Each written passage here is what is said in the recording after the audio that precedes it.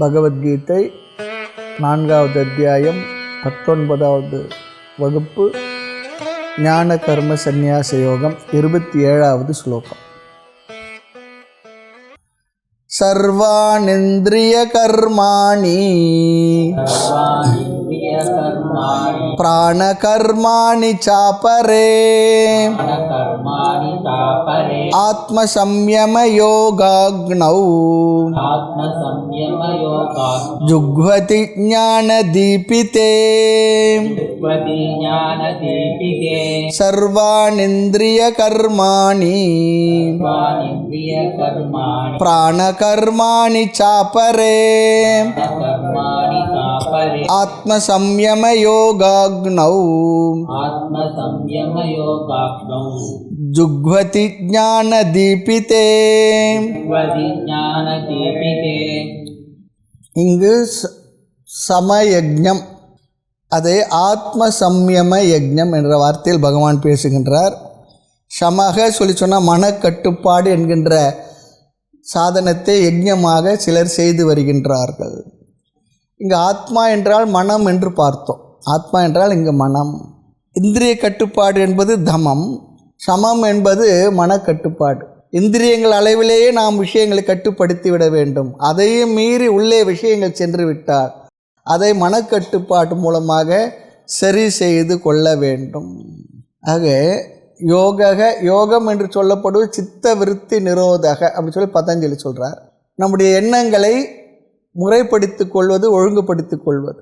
சில நேரம் வெளியிலேருந்து வர விவகாரங்கள் நம்மை டிஸ்டர்ப் பண்ணோம்.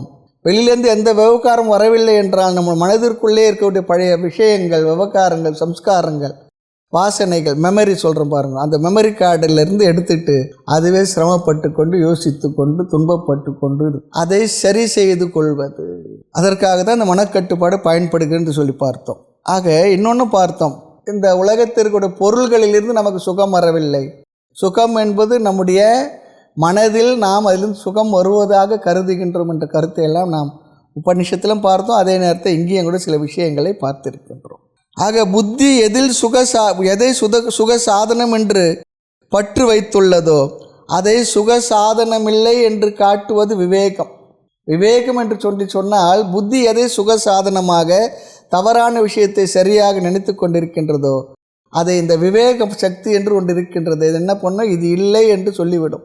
அப்படி விவேகம் சுக சாதனம் இது இல்லை என்று காட்டிவிட்டால், மனதிற்கு சரியாக புரிய வைத்து விட்டால் மனம் என்ன பண்ணுமா, அதை ஏற்றுக்கொண்டு வெளியே வந்து விடும். அப்போ விவேகம் என்ன செய்யும் என்றால் வெளியே சென்ற மனதை நம்மிடம் கொண்டு வந்து தந்துவிடும். வெளியே சென்ற மனதை நம்மிடம் கொண்டு வந்து தந்துவிடும். ஆனால் கொண்டு வந்த மனமானது நமக்குள்ளேயே ஆட்டம் போட்டு கொண்டிருக்கும். ஆமாம், ஆடிக்கொண்டிருக்கும். அப்போ என்ன செய்யணும், ஜபம், தியானம், பாராயணம் முதலிய விரதங்களின் மூலமாக அதை நாம் சரி செய்து கொள்ள வேண்டும். இதுவரையில் சென்ற வகுப்பில் பார்த்திருக்கின்றோம். அடுத்து இந்த மனதை 2 சாதனங்கள் மூலமாக கட்டுப்படுத்த முடியும். ஒன்று அறிவினால், அறிவுபூர்வமாக சிந்தனை செய்து அந்த மனதிற்கு அறிவை கொடுத்து நாம் அதை சரி செய்து கொள்ள முடியும். இரண்டாவது அபியாசத்தினால், தொடர்ந்த சாதனங்களினால், தொடர்ந்த பயிற்சியினாலும் மனதை நாம் சரி செய்ய முடியும். இல்லை, அபியாசத்துக்கு ஒரு லட்சணம் தருவார் பதஞ்சலி, தீர்க்க காலம் நைரந்திரியம்.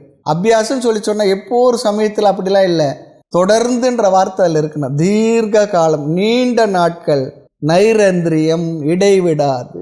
நாமளும் சொல்லுவோம் வருஷத்துக்கு ஒருக்க ஏதோ பண்ணுறோம், அப்படிலாம் இல்லை, தொடர்ந்து இடைவிடாது செய்யணும். அதுக்கு தான் அபியாசத்துக்கு லட்சணம் அதுதான், தீர்க்க காலம் நைரந்திரியம். ஆக 2 சாதனங்களினால்தான் மனதை கட்டுப்படுத்த முடியுமே தவிர 20 வருடம் 30 வருடங்கள் அதாவது சாஸ்திரம் கேட்டேன், வேதாந்தம் கேட்டேன், கீதை கேட்டேன், உபநிஷத்து கேட்டேன்னு சொன்னாலும் அந்த மனது அதனால் மட்டும் கட்டுப்படாது.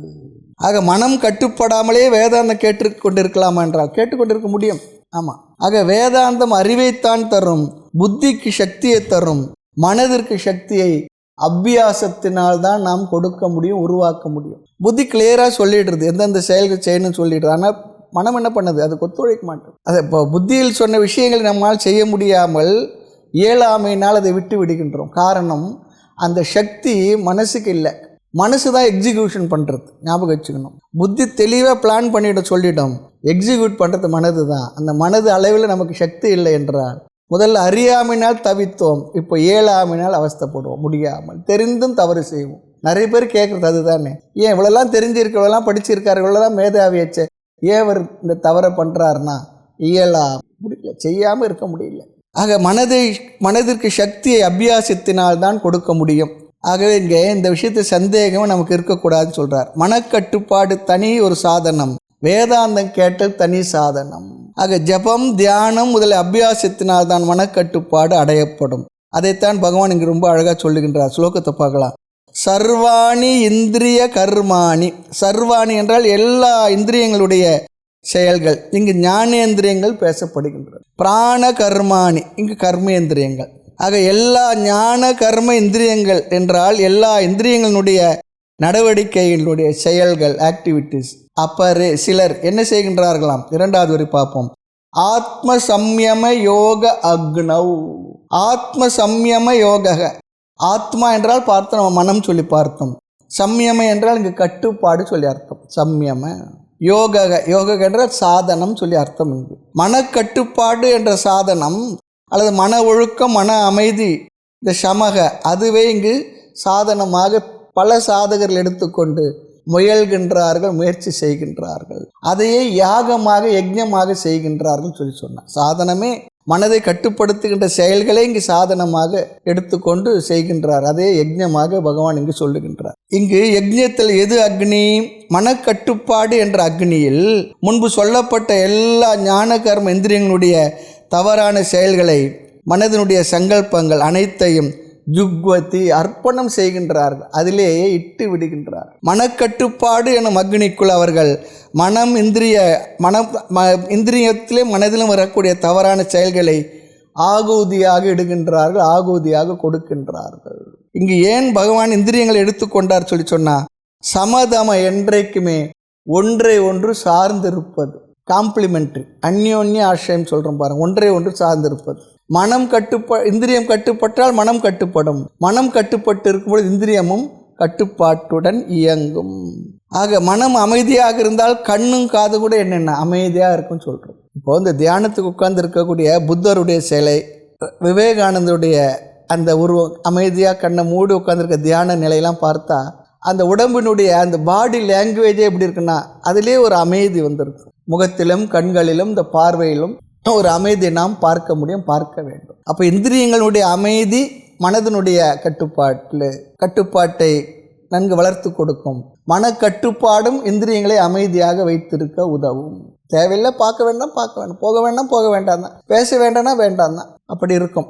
இல்லைன்னா தேவையில்லாத எதுனா பேசிக்கிட்டே இருப்போம், தேவையில்லாதனா பார்த்துக்கிட்டே இருப்போம், தேவையில்லாத எதோ சொல்லி கொண்டு இருப்போம், அதெல்லாம் இருக்காது. ஆக மனது சஞ்சலத்துடன் இருந்தால் இந்திரியமும் சஞ்சலப்படும், இந்திரியம் அமைதியாக இருந்தால் மனதும் அமைதியாக இருக்கும். ஆக இவைகள் ஒன்றை ஒன்று சார்ந்துள்ள விஷயங்கள். ஆகவே இந்திரிய மனதினுடைய செயல்கள் அனைத்தையும் மனக்கட்டுப்பாடு என்கின்ற அக்னியில் ஜுக்வதி அவர்கள் அர்ப்பணம் செய்கின்றார்கள். ஆக இங்கு பகவான் என்ன நினைக்கின்றார்?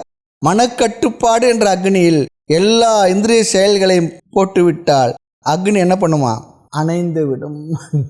விஷயங்கள் என்ற அக்னியானது அணைந்து விடும், மனம் அமைதியாகிடும் அப்படி சொல்கிறார். இல்லை என்றால் என்ன பண்ணோம்? அந்த கட்டுப்பாடு வரலைன்னா கொஞ்சம் மறுபடியும் அதை முயற்சி செய்து இந்திரியங்களுக்கும் மனதிற்கும் கட்டுப்பாட்டை நாம் கொடுத்து கொண்டே இருக்க வேண்டும். அதுதான் இங்கே சொல்கிறார். ஆக கடைசி சொல் பாருங்க, ஞான தீபித்தே, விவேக சக்தியினால் தூண்டி விடப்பட்டு, தீபித்தம் சொல்லி சொன்னால் தூண்டுதல் சொல்லி அர்த்தம்.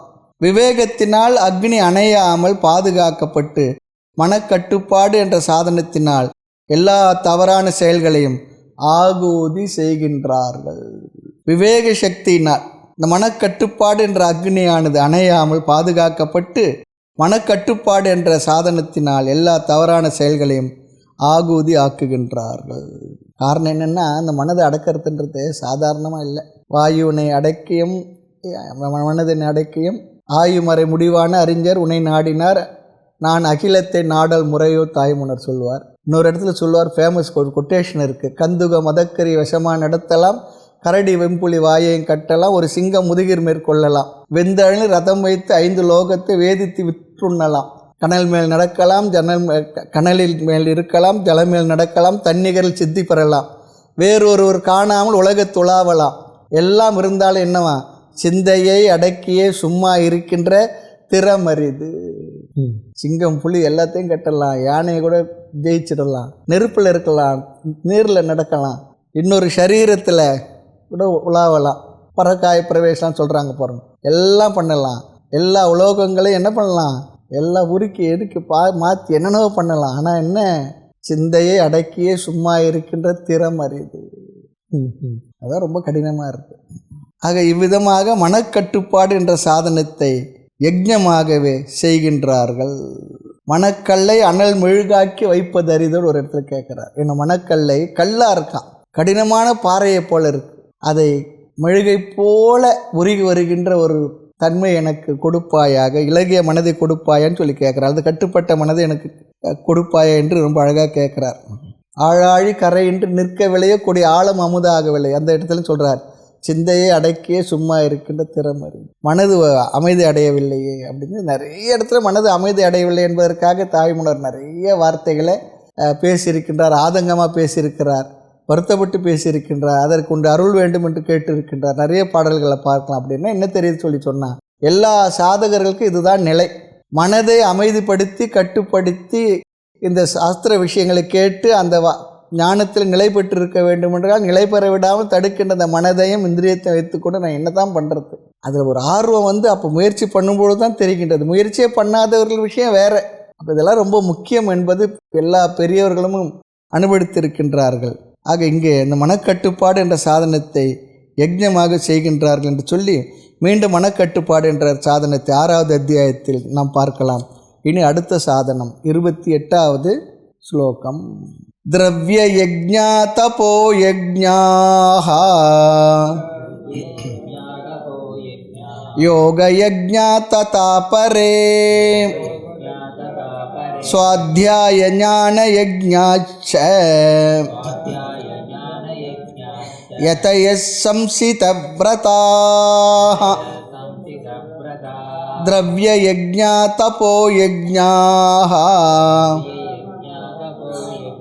யோக யஜ்ஞா ததா பரே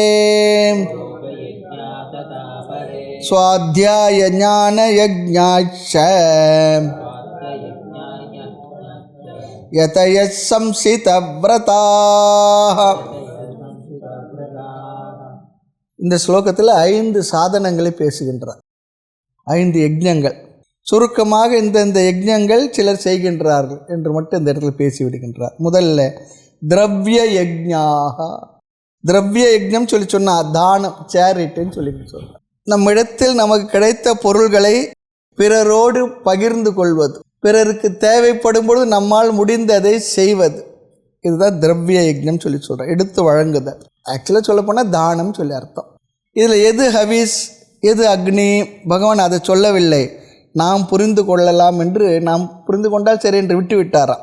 இது சுலபம். என்ன, நாம் எதை கொடுக்கின்றோமோ அது ஹவிஸ், வாங்குபவர் அக்னி, வாங்குபவர் அக்னி, கொடுப்பவர் ஹவிஸ், அப்படி ஒரு அர்த்தத்தை நாம் செய்து கொள்ளலாம்.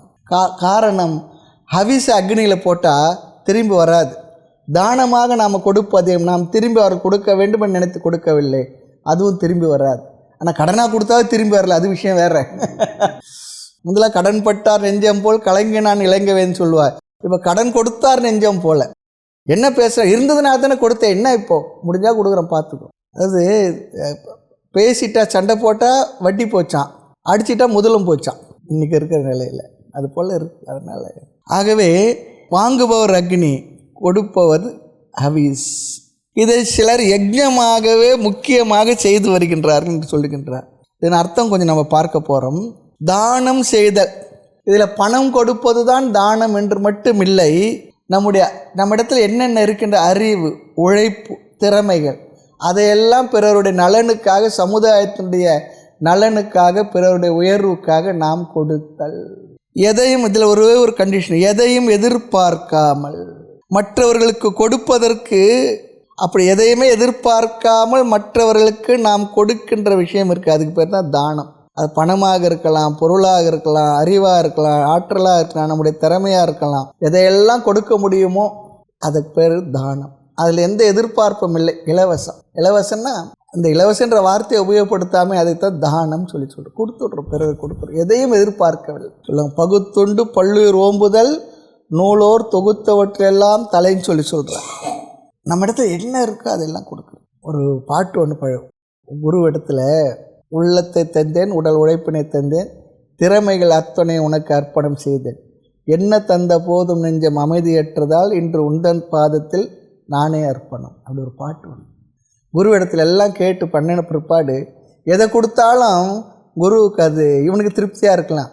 ஆகலை என்ன பண்ணிட்டாராம், உந்தன் பாதத்தில் இங்கே நானே அர்ப்பணம் சொல்லி. அப்படி ஒரு அர்ப்பணமான புத்தி ரொம்ப முக்கியமான மனதில் இருக்கணும். சிலர் முக்கியமாக இதையே யஜ்ஞமாக செய்து வருகின்றார்கள், சாதனமையாக கருதுகின்றார்கள். ஆக இந்த தானம் என்பதை எங்கே போய் முடியும் சொன்னால் கடைசியாக ஒரு கருத்து சொல்கிறாங்க. சந்நியாசம் என்ற சாதனத்துக்கு இது ரிகர்சல் சொல்கிறார், பயிற்சி சொல்கிறார். சாமி ரொம்ப நல்லது, இது வரைக்கும் நீங்கள் தானம்னு சொன்னா கொடுக்கலான்னு நினச்சிருந்தேன், அது சந்நியாசத்துக்கு கொண்டு விடனா நான் இனி அதை விட்டு விடுறாங்க. அது குரலில் ஒன்று சொல்கிறார், துறந்தார்க்கு துப்புரவு வேண்டி மறந்தார்கொள் மற்றையவர்கள் தவம். துறவிகள் இருக்காங்களே, அவங்களுடைய தேவைகளை புரிந்து கொண்டு அவர்களுக்கு என்ன தேவையோ அதையே தொடர்ந்து செய்கின்ற ஒன்றை தவமாக சிலர் செய்கின்றார் என்று திருக்குறளில் சொல்கிறார். துறந்தார் துறவிகளுக்கு என்னென்ன தேவை பார்த்து பார்த்து செய்கின்ற ஒரு மனப்போக்கும், அதையே ஒரு யஜ்ஞமாக சிலர் செய்கின்றார்னு சொன்னார். இந்த வார்த்தையினுடைய தாக்கம் இந்த தேசத்தினுடைய மக்கள் மனதில் ரத்தத்தில் ஊறி இருக்கு. ஏன்னா எந்த சாதுக்கள் சன்னியாசினாலும் சென்றால் என்ன பண்ணுறாங்க, என்ன முடியுமோ அதனால தான் உரிமையாக கேட்கின்ற ஒரு தன்மையும் சன்னியாசிகளுக்கு வழங்கப்பட்டிருக்கு. அவருடைய தேவைகளுக்கு என்ன குறைஞ்சபட்ச தேவை தான், அட்லீஸ்ட் என்ன உணவுக்காக தேடி வருவாங்க, வந்தாங்கன்னா கொடுக்க வேண்டியது இல்லறத்தோட கடமையாக இருந்தது, தர்மமாக இருந்தது. ஒருத்தர் சொன்னார், ஒரு யாத்திரைக்கு போயிருந்தாராம், அவருக்கு ரொம்ப பசி, வீடு எதுவும் தெரியல, ஒரே ஒரு மளிகை கடை திறந்து இருந்ததான். அந்த மளிகை கடையில் இவருக்கு அப்படியே சோர்வாக உட்காந்து இருந்திருக்க. அந்த கடைக்கார் கேட்டாராம், என்ன ரொம்ப சாதாரண கிராமமாக பசியாக இருக்குது, இந்த நேரத்தை யார்கிட்ட போய்க்கு இருங்கன்னு சொல்லி இந்த இடத்துலையே ஒரு ரவையை போட்டு ஒரு கிச்சடி செய்து கொடுத்தார் சொல்லி ஒரு சாது சொல்லுவார். அப்போது பாருங்கள், எங்கன்னா வீட்டில் போய் கேளுங்க, நான் கடை வச்சுருங்கலாம் சொல்லலை, உடனே அவர் செய்து கொடுத்தார் சொல்லுவார். அவருக்கு அந்த ஏற்பாடு. இந்த சாதுக்களுக்கும் அல்லது இந்த வாழ்க்கை முறை ஏற்றுக்கொண்டவர்களுக்கு சமுதாயம் பார்த்து கொண்டது குறைஞ்சபட்ச தேவையை. இதுக்கு எல்லாமே மாறி இருக்குன்னு அது விஷயம் வேறு. நல்லா தானே இருக்கிறீங்க, போய் உழைச்சா 4 பேருக்கு நீங்களே 4 பேர் சம்பாரித்து போடலாம், உங்களுக்கு என்ன குறை, சும்மா வந்து கேட்குறீங்க அப்படி தான் சொல்கிறாங்க. ஏன்னா அதெல்லாம் அதுவும் தமிழ்நாட்டில் ரொம்ப அதிகம். ஆமாம், தமிழ்நாட்டில் ரொம்ப அதிகம். சாதுக்கள் இந்த காவி போட்டவங்களை பார்த்தா அவர்களுக்கு ஒரு முடிவை பண்ணிடுறாங்க, இவர்கள் அயோக்கியர்கள், நல்லவர்கள் இல்லை. அதுக்கு சாதுக்களும் காரணமாக இருக்கிறாங்க, அதில் இல்லைன்னு சொல்ல முடியாது. சில நிலைகளான எல்லாருமே அப்படி இல்லை, ஒன்றை வைத்து எல்லாருமே என்ன பண்ணிடுறாங்க, ஒரு பிராண்ட் பண்ணிடுறாங்க, அப்படி ஒரு சூழ்நிலை. ஆக இங்கு தானம் என்பது சந்நியாசம் என்ற சாதனத்துக்கு முன் ரிகர்சல் பயிற்சி சொல்கிறார். தானம் தவம் தருமம் சந்ததமும் செய்வர் சிவ ஞானம் தனையனைய நல்லோர் பராபரம். சிவஞானம் என்ற பெரும் பேற்றினை பெறுவதற்காக தானம் தர்மம் தவம் சந்ததமும் செய்வர், எப்பொழுது செய்வர், அதே வாழ்க்கை முறையாக ஏற்றுக்கொண்டார்கள் சொல்கிறார். அதில் தானமும் ஒன்று இருக்குது. பார்த்திங்கன்னா நம்முடைய சமயத்தில் எல்லா சடங்குகளும் தானம் என்ற ஒன்று கட்டாயமாக இருக்கும். ஆமாம், அட்லீஸ்ட் 4 பேருக்கு சாப்பாடு போடுறதாவது ஒன்று இருக்கும். தானம் இல்லாத எந்த ஒரு சடங்குமே நம்ம சமயத்தில் இருக்கவே இல்லை. ஆக எல்லாவற்றையும் விட்டு விடுதல் சந்நியாசம். அப்படின்னா என்ன, எல்லா பொருள்களையும் நான் அதற்கு சொந்தக்காரன் என்ற மனதிற்குள் உள்ள ஓனர்ஷிப்பை விடுறதுன்னு சொன்னேன். சந்நியாசம் என்பது நம்முடைய மனதிற்குள்ளே இருக்கிற ஓனர்ஷிப்பை விட்டு இருப்பது தான். நம்ம சுவாமிஜி சொல்லுவாங்க, உறவுகளையும் உரிமைகளையும் விட்டு விடுதல். உரிமையையும் உறவுகளையும் உடைமைகளை 3 சொல்லுவார். உடைமைகளை விட்டு விடுவது, உரிமைகளை விட்டு விடுவது, உறவுகளை விட்டு விடுவது, இதுவே சந்நியாசம் சொல்லுவார். ஆக இது என்னுடையது என்கின்ற புத்தியை விட்டு விடுதல். இந்த உயிரும் கூட எனது இல்லை, என்னுடையது இல்லை என்று கடைசியில் வரணுமா, இந்த உயிரும் கூட என்னுடையதில்லை.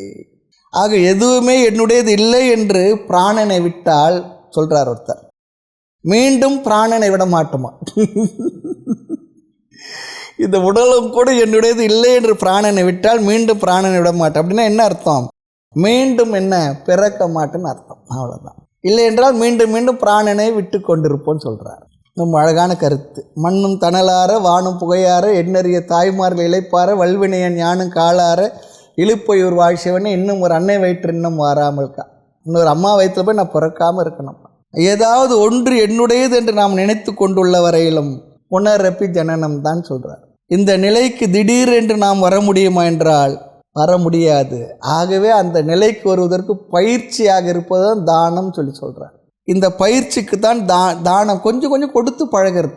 ஆமாம், கொஞ்சம் கொஞ்சம் கொடுத்து பழகிறது. சில பேர் இருக்காங்க, எங்கள் வீட்டுக்கு வந்தால் என்ன கொண்டு வர, நான் வந்தால் என்ன கொடுக்குறேன், அப்படி இருக்கிற ஆட்கள். அந்த கொடுக்கும் குணம் சிலருக்குத்தான் இருக்கின்றது. கொடுக்கிற குணம் இருக்கே சிலருக்கு தான் இருக்கு.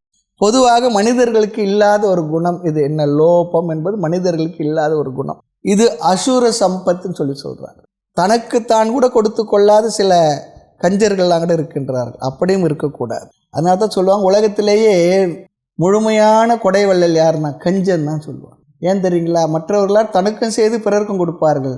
இந்த கஞ்சன் தனக்கு கூட கொடுத்து கொள்ள மாட்டான், அப்படியே வச்சுட்டு யாரோ ஒருத்தர் இருப்பாங்க, தயாராக இருப்பாங்க அதற்கு. ஆக பிறருக்கு கொடுக்காத லோபமானது அசுர சம்பத்து சொல்லி சொல்கிறார். நம்முடைய மனதிலே இதெல்லாம் இருக்கின்றது. சுலபமாக தான புத்தி வருவதில்லை. கெட்டு தூக்கி போடுவார்களே தவிர அது நல்லா இருக்கும் பொழுதே கொடுத்து பழகுவது இல்லவே இல்லை. நிறைய பேர் 3-4 நாள் ஃப்ரிட்ஜில் வச்சுருந்து அதை நாம் உபயோகப்படுத்த முடியாது என்னும் பொழுது தான் சரி போனால் போட்டுன்னு எடுத்து யாருக்குன்னா கொடுக்குறது. அவங்க அதை எடுத்து கொண்டு என்ன பண்ணுவாங்க, குப்பை தொட்டு தான் போடுவாங்க. அது நாமளே ஏன் போடக்கூடாது? அது எவ்வளோ பெரிய பாவம் இல்லை? அப்போ அப்படி கொடுத்தா அவங்க வயிற்றை நாம் என்ன பண்ணுறோம், நம்ம குப்பை தொட்டில் போடுற பொருளை அவங்களுக்கு கொடுத்தா அவருடைய வயிற்றையும் நம்ம குப்பை தொட்டி போல் ட்ரீட் பண்ணுறோம். அதெல்லாம் பெரிய பாவம்னு சொல்லி தெரியறதில்லை. அவங்க உபயோகப்படுத்துகிறா போல இருந்தால் கொடுக்கணும், நாம எடுத்து டிஸ்போஸ் பண்ணிடணும். இதெல்லாம் இருக்கக்கூடிய ஒரு சிவிக் சென்ஸ் தான். அது நிறைய பேருக்கு இருக்கிறது இல்லை, என்ன பண்ணுறது. ஆக எவ்வளோ வருடம் வேதாந்தம் படித்தாலும் நிறைய விஷயங்கள் நமக்கு அசங்கமாகவே இருக்கின்றது. நம்மோடு அது ஒற்றதே இல்லை. அப்படிப்பட்ட மனதில் என்ன ஆகுமா, இந்த வேதாந்த தத்துவ ஞானம் சென்று ஞானமாக மாறி நமக்கு பலனை தராதுன்னு சொல்லி சொல்லுவோம். அதனால தான் நம்ம 13வது அத்தியாயத்தில் அந்த குணங்களை பற்றிய ஒரு விளக்கத்தை பார்க்கறதுன்னு பெரிய ஒரு விசாரம் வருது.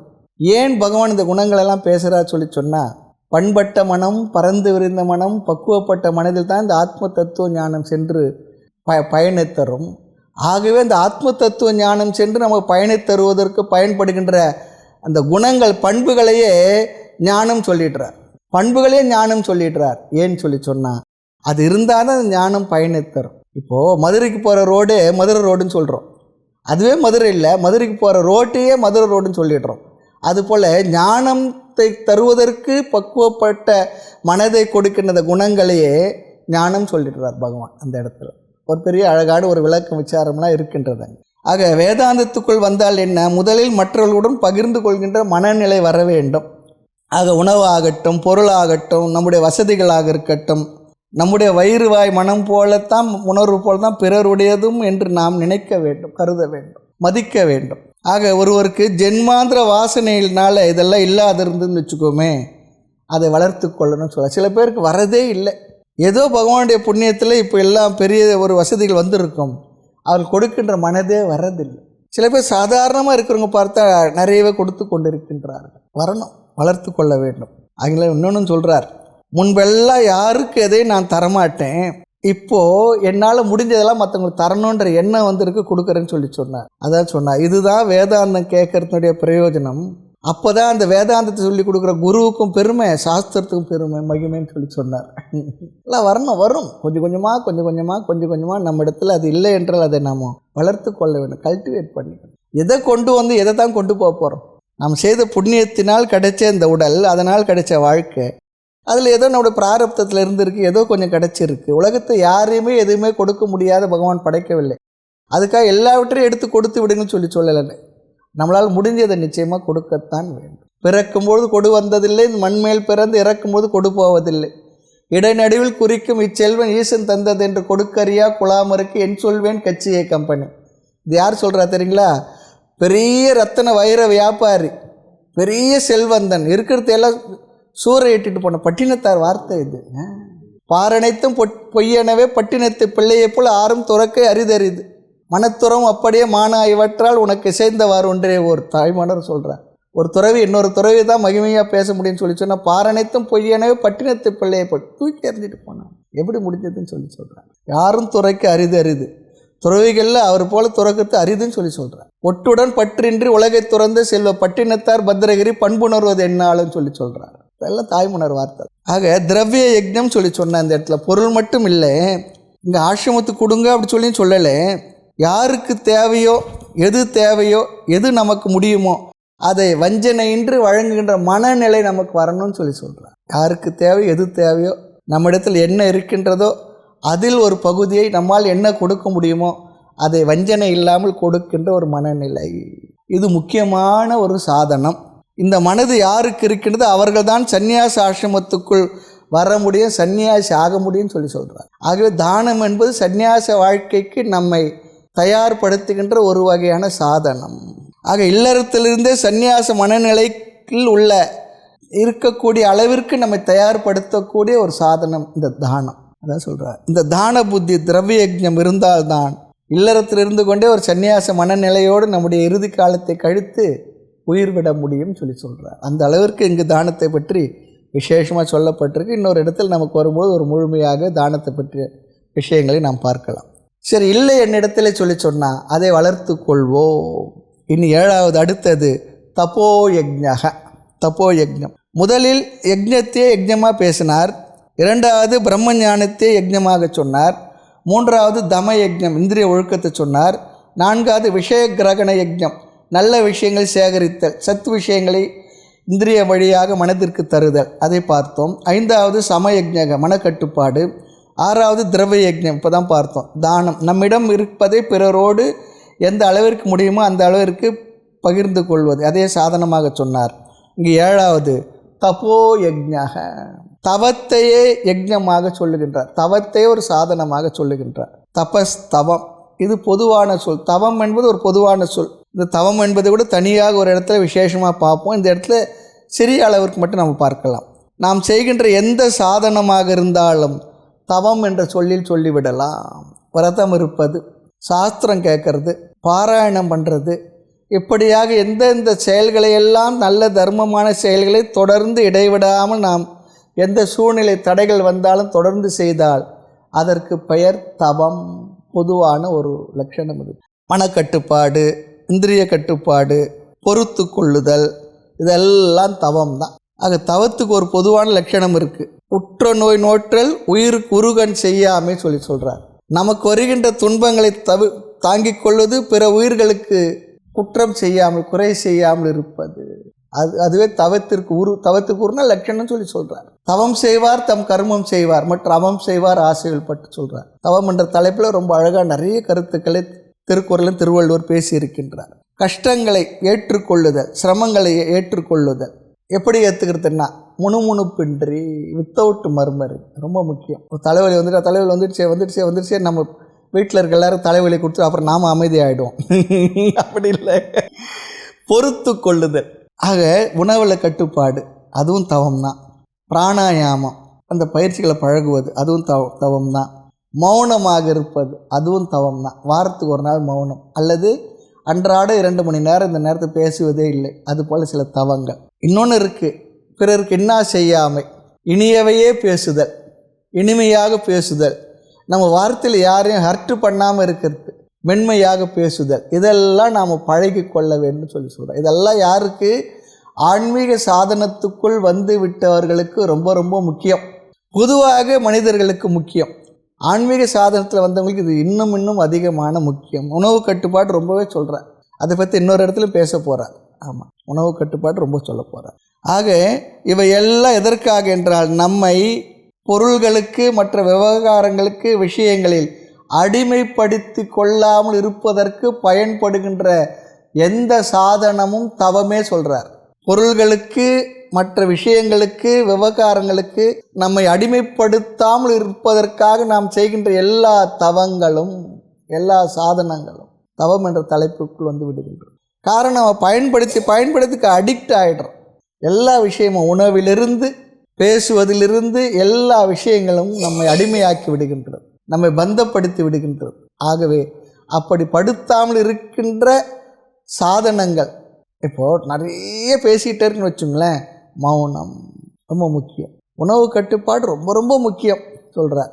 நாவடங்க 4 மடங்கும், இந்திரிய கட்டுப்பாடு, அதையெல்லாம் தவமாக தான் இங்கே சொல்லுகின்றார். ரொம்ப அழகாக சொல்கிறார். செல்ஃப் டினையல் வித் வில் அப்படின்னு சொல்லலாம்னு சொல்கிறார். செல்ஃப் டினையல் வித் வில், அதையும் தவம் சொல்லலாம். நமக்கு நாமே சில நேரத்தில் நாம் செய்த தவறுகளுக்கு தண்டனை கொடுத்து கொள்வது, அதுவும் தவம். எதற்கும் அடிமையாகாமல் பார்த்து கொள்ளுதல், இதெல்லாம் தவம் என அழைக்கப்படுகின்றது. அடுத்து நம் கடமையை செய்தல். ஆமாம், நம்முடைய கடமையை செய்தல். தவம் செய்வார் தம் கர்மம் செய்வார். அவருக்கு விதிக்கப்பட்டது என்னவோ அதை ஒழுங்காக முறையாக, யாருக்காகவும் இல்லை, அதை எனக்காக நான் செய்கின்றேன். ஒன்றும் ஞாபகம் வச்சுக்கணும், எந்த ஆன்மீக சாதனமும் பிறருக்காக இல்லை. அது நம்மை நாம் சரிப்படுத்தி கொள்வதற்காக, நம்மை உயர்த்தி கொள்வதற்காக செய்கின்ற சாதனமாக நினைத்தால் தான் நம்ம ஆன்மீக வாழ்க்கையில் முன்னேற முடியும். பிறருக்காக இல்லை. ஜெபம் பண்ணுவது எனக்காக, எல்லாம் நமக்காக தான். அந்த ஒரு எண்ணம் விட வேண்டும், பிறருக்காக இல்லை. ஆக நம்முடைய கடமையை செய்தல், தியானம் செய்தல், ஜெபம் செய்தல். சாஸ்திரத்தில் இந்த சந்திரன் நகர்வதை வைத்து ஒரு விரதம் சொல்லுவாங்க, சாந்திராயண விரதம் அப்படி ஒன்று இருக்குது. பௌர்ணமி அன்னைக்கு 15 கவளம் சாப்பிடுவாங்களாம். அப்புறம் ஒரு நாளாக என்ன பண்ணுவாங்க, 14, 13, 12 அப்படி குறைத்து அமாவாசை அன்னைக்கு ஒரு கவளம் கூட சாப்பிட மாட்டாங்க. அப்புறம் அமாவாசைக்கு அடுத்த நாள்லேருந்து 1, 2, 3 நாள் இப்படி ஒரு விரதம் இருக்கான். அது ஒரு உணவு பழக்கத்துக்காக, கட்டுப்பாடுக்காக கொண்டு வரணும். கடினம்தான். இதெல்லாம் தபஸ் என்று சாஸ்திரம் சொல்லுகின்றது, சாந்திராயண விரதம். உபனிஷத்து ஒரு லட்சணம் தருகின்றது இந்த தவத்துக்கு. சில பேர் என்ன பண்ணுவாங்கன்னா, தவம் செய்கிற பேர் சொல்லி தவத்தினுடைய முடிவில் அவங்க சக்தி இல்லாமல் போய்விடுவார்கள். ஆக அப்படி இல்லை. அநாசகேன தபசா, நம்மை நாம் நாசம் செய்து கொள்ளாமல் நாம் செய்கின்ற தவம். அந்த தவத்தின் இறுதியில் நமக்கு சக்தி வந்திருக்க வேண்டும். நம்மை பலவீனப்படுத்தியிருந்தால் அதுக்கு பேர் தவம் இல்லைன்னு சொல்லிட்டுறாங்க. தாய்மார்கள் பண்ணுவாங்க. ஆமாம், திங்கட்கிழமை சோமவார விரதம், செவ்வாய்க்கிழமை மங்களவார விரதம், புதவார விரதம், வேலைக்கிழமை குருவார விரதம், வெள்ளிக்கிழமை அது ஒரு விரதம். அதுக்கு கடைசியில் என்னைக்குன்னா, கடைசியில் உடம்பு சரியில்லாத ஹாஸ்பிட்டலில் போய் படுத்துவாங்க, ட்ரிப் ஏற்றிட்டு உட்காந்துட்டு இருப்பாங்க. அதாவது நம்மை நாசப்படுத்தி கொள்ளாதது அதுதான் தவம். தவத்தின் இறுதியில் நமக்கு சக்தி வந்திருக்க வேண்டும், மனதிலும் உடலிலும் தெம்பு வந்திருக்க வேண்டும். அது ஜாக்கிரதையாக பண்ணணும். எதை செய்யலாம், எது நமக்கு முடியும். அடுத்து தவத்தை கொஞ்சம் கொஞ்சமாக தான் ஆரம்பிக்கணும். திடீரென்று நம்ம ஆரம்பித்து எதுவும் பண்ணிவிடக்கூடாது. அப்படிலாம் ரொம்ப அழகாக தவம் செய்ய வேண்டும் சொல்லிச்சுன்னா உணவு கட்டுப்பாட்டில் நிறைய சொல்லியிருக்கு. ஆமாம், அவருடைய உடலுக்கும் மனதிற்கும் எந்த அளவிற்கு முடியுமோ அவருடைய வேலைகள் அதை வைத்து உணவு விஷயங்கள் நம்ம நிர்ணயம் செய்து கொள்ள வேண்டும். ஆக தவம் செய்த பிறகு நமக்கு பலம் கூடி இருக்க வேண்டும் சொல்கிறார். ஆகவே விரதம் இருந்தால் பலகீனம் வந்துவிடும் என்று அதிகம் சாப்பிட்டு கொண்டு இருக்கக்கூடாது. நமக்கு நாமே சில பேரை பார்த்துருக்கேன். நமக்கு ஒரு பேர் ரொம்ப நெருங்கின நண்பர் இருந்தார். அதுக்கு முன்னாடி நார்மலாக சாப்பிட்டுட்டு இருந்தார். சுகர் வந்த பிற்பாடு பார்த்தோம்னா 1 மணி நேரத்துக்கு 2 மணி நேரத்துக்கு வரைக்கும் கூடுதலாகவே சாப்பிட ஆரம்பிச்சிட்டார் அவர். எனக்கு கொஞ்சம் கொஞ்சமாக சாப்பிட சொன்னாங்க. அதிகமாக ஒன்று பொதுவாக சொல்லுவாங்க, சாப்பிடாமல் இருந்ததுனால வந்த இதை விட அதிகம் சாப்பிட்டதுனால தான் நிறைய பேருக்கு வியாதிகளே வந்துடுச்சு. நிறைய பேர் சாப்பிட்டே நிறைய செத்து போயிட்டாங்கன்னு சொல்லி நிறைய பேர் அதிகமாக உண்பதாக தான் அதிக நோய் வருகின்றது சொல்கிறாங்க. ஆக உண்ணாவிரதமும் ஆரோக்கியத்தை கொடுக்கக்கூடியது தான். ஆக தவம் செய்து ஒடுங்கி விட்டால் அல்லது நாசமாகிவிட்டால் அதெல்லாம் அசுரத்தவன் சொல்லிட்டார். நான் தவத்தை செய்து நான் நாசமாகிப்படன்னு சொன்னால் அது ஆசூரி தபஸ், அசுரத்தவம். நம்ம ஊருங்கள்லாம் நடக்கும், இந்த கம்பி குத்திக்கிறது, அழகு குத்திக்கிறது, இதெல்லாம் கோரமான தவம் தான். அதையெல்லாம் தவமாக எடுத்துக்கொள்ளக்கூடாது ஒருத்தர் சொல்லிடுறார். இருந்தாலும் செய்கிறாங்க, அது அவர்களுக்கு தேவையாக இருக்கிறது, அதெல்லாம் செய்கிறாங்க. அது தாமசத்தவம் சொல்லிடலாம். அதையும் பார்க்க போகிறோம். ராஜசத்தவம், சாத்விகத்தவம், அது போல். ஆக நம்மை பலப்படுத்தி கொள்ள சிலர் தவம் செய்கின்றார்கள். அதுதான் தபோ யஜ்ஞக. அடுத்து இதில் எது அக்னி எது ஹவீஸ்? அக்னி என்பது நிச்சயம் அல்லது உறுதி, வில் தான் இங்கு அக்னி. ஹவீஸ் எது? ஒழுக்கமின்மை தான் அதில் ஹவீஸ். ஒழுக்கமின்மைனா வேறு மாதிரி எடுத்துக்க வேண்டாம். ஒரு முறையான ஒரு தன்மை இல்லாமல் அப்படி இப்படியாக இருக்கிறது, அதுதான் ஒழுக்கமின்மை சொல்கிறார். அதுதான் இங்கே ஹவீஸ் சொல்கிறார். ஆக ஒழுக்கமின்மை என்பது தவம் என்ற உறுதியில், நிச்சயம் என்ற வில்லில் அக்னியில் இடுவது. அந்த அக்னியில் நம்முடைய ஒழுக்கமின்மை சென்றால் அது நாசத்தை அடைந்து விடும். எது? ஒழுக்கமின்மை இல்லாமல் போய்விடும். நாம் ஒழுக்கப்பட்டு விடுவோம், ஒழுங்குபட்டு விடுவோம் சொல்கிறேன். இந்த 2 துயரம் சந்திச்சுக்கித்தான். ஒரு துயரம், ரெண்டு துயரம் ஒரு மனுஷால் வச்சுங்க சந்திச்சுக்கிச்சு. ஒரு துயரம் சொல்லிச்சா, என்ன நீ அவர் என்ன ஒன்று இடத்துல நீ என்ன பண்ணுற அவரை இல்லை, அவர் துயரத்தே நினச்சி இன்னும் அதை விட நான் கொடுக்குற துயரத்தோடு அதிகமாக அவர் துயரப்படுறாரு நினச்சான். இன்னொரு துயரம் சொல்லிச்சான், நீ எப்படி, நீ போன ஆள் எப்படி இருக்காருன்னு. அவர் துயரத்தை துயரமாக நினைக்கல, அவர் சந்தோஷமாக இருக்காருன்னுச்சான். இடும்பைக்கு இடும்பை படுப்பார். ஒரு கற்பனை தான் இது. ஆக நாம் செய்கின்ற தவத்துக்கேற்ப அதனுடைய பலகீனத்தை, ஒழுக்கமின்மையை, உறுதியின்மையை உறுதிக்குள் நிச்சயத்துக்குள் இடுதல். அடுத்து இந்த ஸ்லோகத்தில் 3வது சாதனம், மொத்தத்தில் 8வது யஜ்ஞம் என்ன? யோக யஜ்ஞாஹா.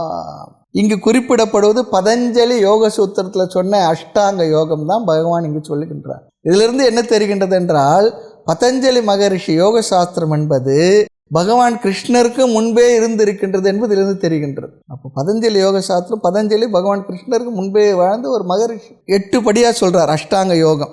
இந்த 8 விளக்கத்தை 6வது அத்தியாயத்தில் தியான யோகத்தில் விரிவாக பார்க்கல. ஏன்னா இதெல்லாம் அந்த இடத்துல இடம் இருக்கின்றது தான், இந்த இடத்துல அதிகமாக பார்க்கல. நிறைய விஷயங்கள் அங்கே இருக்கின்றது 6வது அத்தியாயத்தில். இந்த இடத்துல சுருக்கமாக பார்ப்போம். 8 விதமான சாதனங்களை சொல்கிறார். என்ன? இயம, நியம, ஆசன, பிராணாயாம, பிரத்யாகார, தாரண, தியான, சமாதி. 8 விதமான படிகள். இதில் யமக தவிர்க்க வேண்டியவைகள், தவிர்க்க வேண்டியவைகள் 5. அந்த 5 என்னென்ன? ஹிம்சை தவிர்க்கப்பட வேண்டும், அகிம்சை கொல்லாமை. அடுத்து சத்தியம் பொய்யாமை. அடுத்து அபரிக்கிரகம் பொருள் மிக படையாமை. அடுத்து திருடாமை, பிறர் பொருளை நம்ம திருவள்ளுவர் சொல்ல உள்ளத்தினாலும் கல்வோம், உள்ளத்தில் கூட எடுத்துக்கலாம் நினைக்கக்கூடாதுன்னு சொல்கிறார். அந்த அளவிற்கு சொல்கிறார் இங்கே பொருளை திருடாமை. அடுத்து பிரம்மச்சரியம். இந்த 5 விஷயங்கள் யமக. இதெல்லாம் விட்டுடணும், இதெல்லாம் செய்யக்கூடாதுன்னு சொல்கிறார். டோன்ட்ஸ் சொல்கிறேன் பாருங்கள், செய்யக்கூடாதவைகள். அடுத்து 2வது நியமக, செய்ய வேண்டியதை செய்த, சாஸ்திரத்தில் விதித்த கடமைகளை செய்வது. இதுலேயும் கூட 5 இருக்கின்ற. சௌச்சம் தூய்மை, செய்ய வேண்டியதை செய்வது சௌச்சம் தூய்மை. தவம், சந்தோஷம், சுவாத்தியாயம், ஈஸ்வர பிரணிதானம், அப்படி சொல்லி 5 சொல்லுகின்றார். இங்கு இதெல்லாம் வார்த்தைகளை கேட்டு வச்சுக்குவோம்.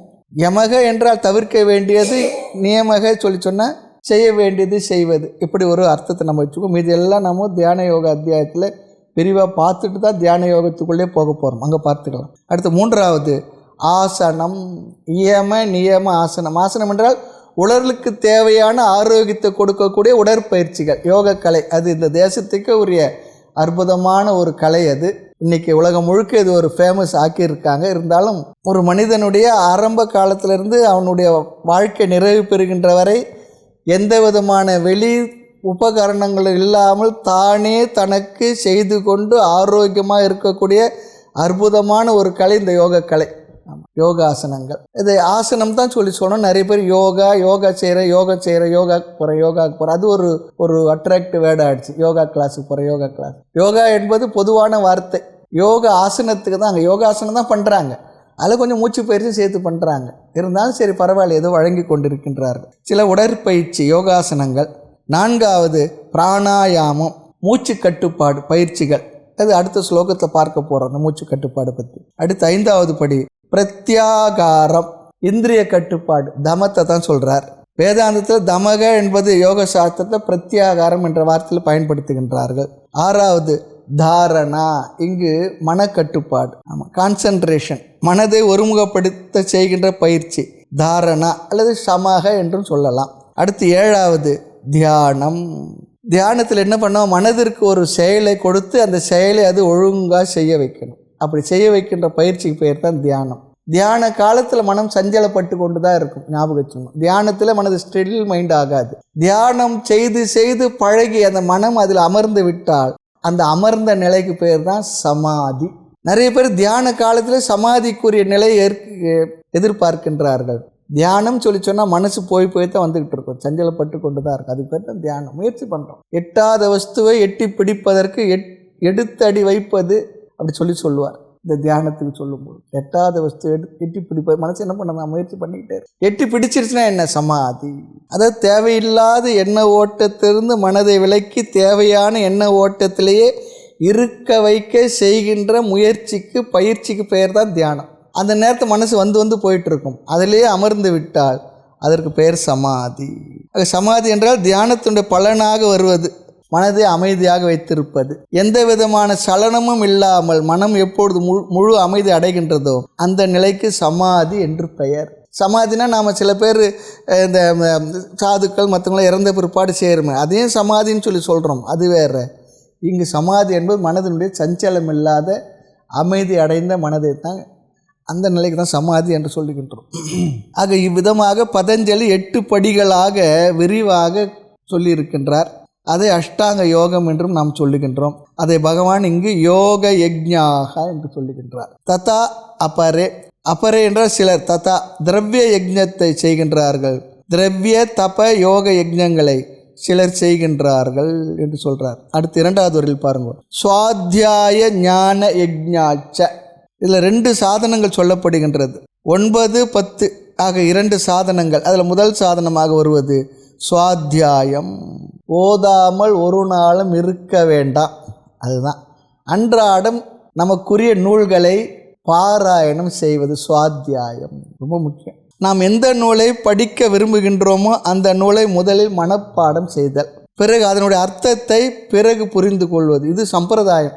நம்முடைய சம்பிரதாயத்தை எந்த நூலை படிக்கணும்னு நினைக்கிறோமோ அந்த நூலை என்ன பண்ணுவாங்க, முதல் மனப்பாடம் பண்ணிட்டு வாப்பான்னு சொல்லுவாங்க. கீத கிளாஸுக்கு வந்தோம்னா மனப்பாடம் பண்ணிட்டு வாங்க. திருக்குறள் படிக்கணும்னா திருக்குறள் மனப்பாடம் பண்ணிட்டு வாங்க. எந்த டெக்ஸ்ட் கைவேல் நவநீதம் படிக்கணுமா முதல் போய் டெக்ஸ்ட்டை மனப்பாடம் பண்ணி, அது நம்முடைய சம்பிரதாயத்தில் இருக்கிறது.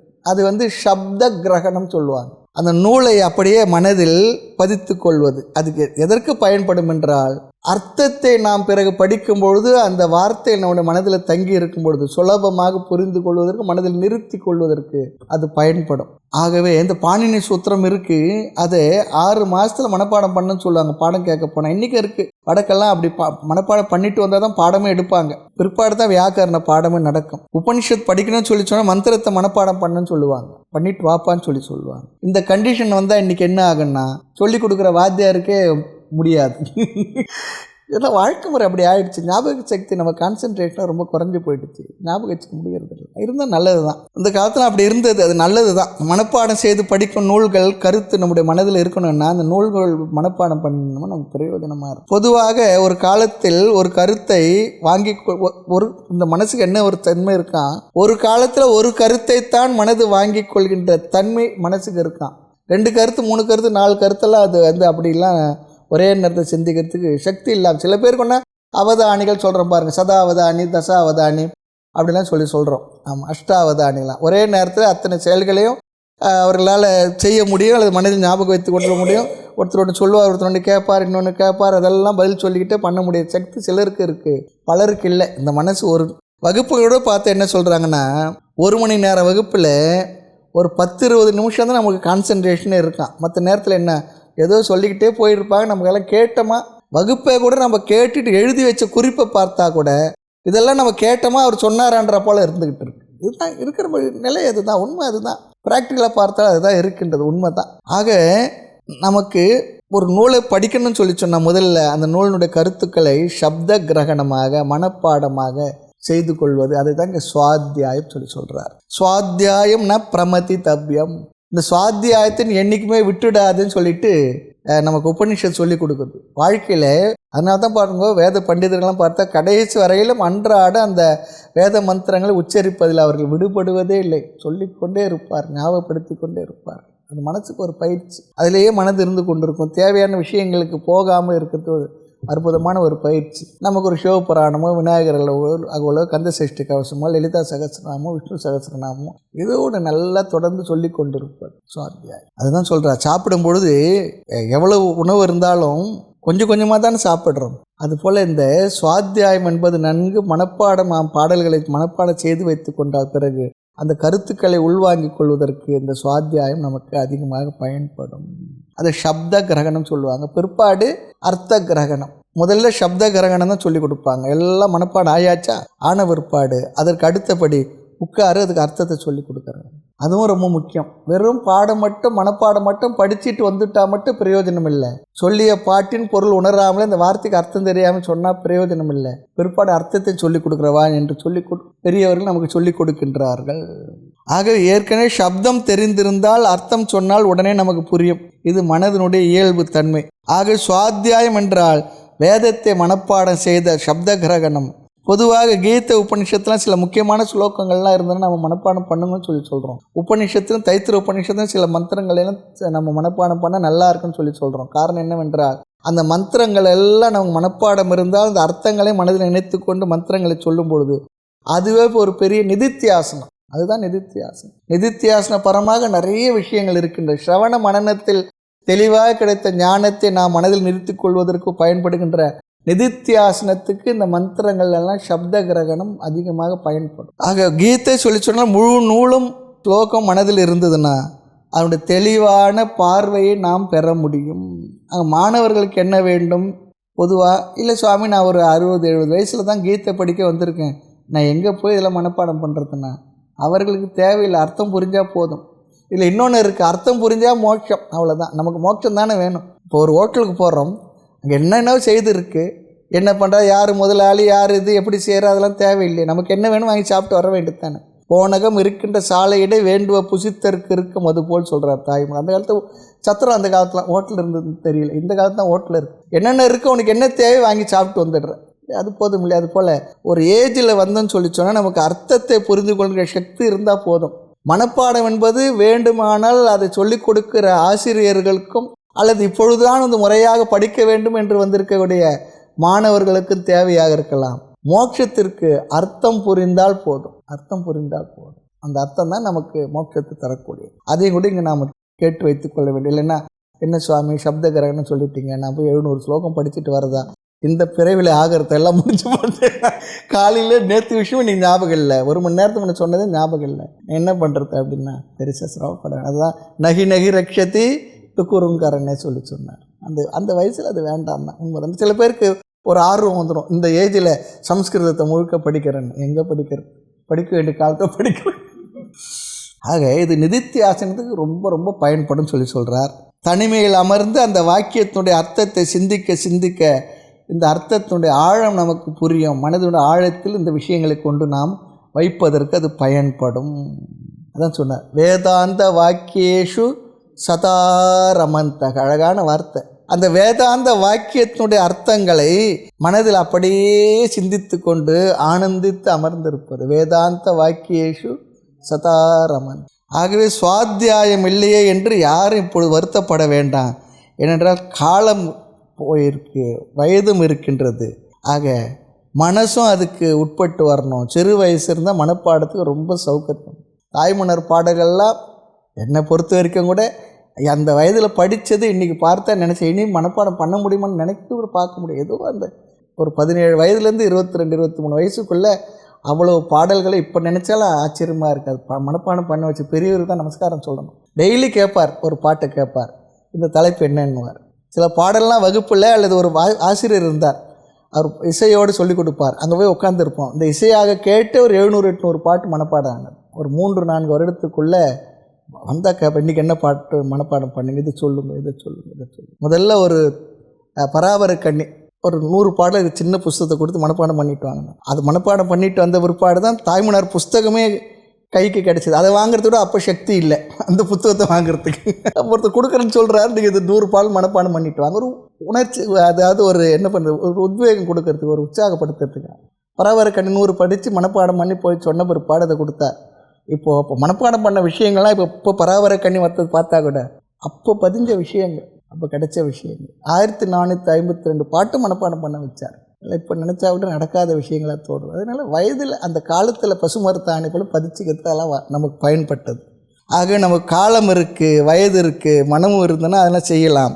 60 வயசுக்கு மேலே தான் வேதாந்த பாடத்துக்கு வர்றோம். ஆகவே இந்த கில்ட்டி ஃபீலிங், குற்ற உணர்வு நமக்கு வரவே வேண்டாம், வரவே வேண்டாம் இல்லையா? ஆக சிலர் சுவாத்தியாயம் என்கின்ற யஜ்ஞத்தை தொடர்ந்து செய்கின்றார்கள். அதான் சொல்கிறேன், இங்கே சுவாத்தியாயம் சொல்லி சொன்னால் வேதத்தை ஓதுதல். அதுதான், ஓதாமல் ஒரு நாளும் இருக்க வேண்டாம், ஒருவரையும் பொல்லாங்கு சொல்ல வேண்டாம், மாதாவி ஒரு நாளும் மறக்க வேண்டாம், வஞ்சனைகள் செய்வாரோடு இணங்க வேண்டாம். இப்படி வேண்டாம் வேண்டாம்னு சொல்லி அது ஒரு பக்கம் போயிட்டுருக்கு. அடுத்து 10வது சாதனம் ஞான யஜ்ஞாக. ஞான யஜ்ஞம் சொல்லி சொன்னால் அர்த்த கிரகணம் சொல்லி சொல்கிறார். அடுத்த வகுப்பில் பார்க்கலாம். மூர்த்தி எல்லாம் வாழி, எங்கள் மௌன குரு வாழி, அருள் வார்த்தை என்றும் வாழி, அன்பர் வாழி, பராபரமே.